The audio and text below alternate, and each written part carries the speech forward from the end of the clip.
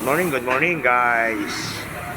Ayan yung bangga na minasilyahan, nilatero.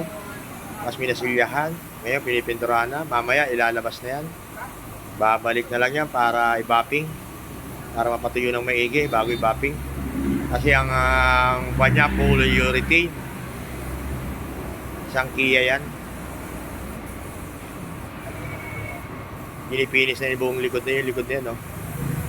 Trunk, fender, bumper, fender, yan. Pinipinis.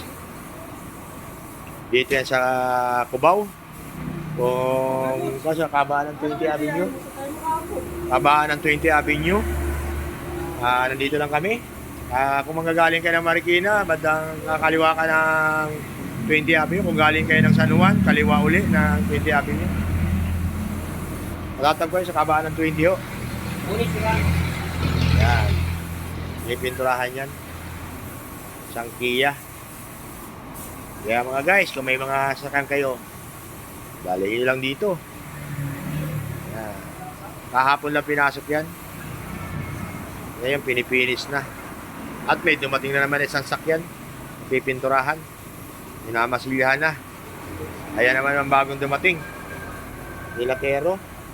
Yan, dinamasiyahan. Kaya na umaga lang yan, mamaya kukunin yan. Pinipilis, oh.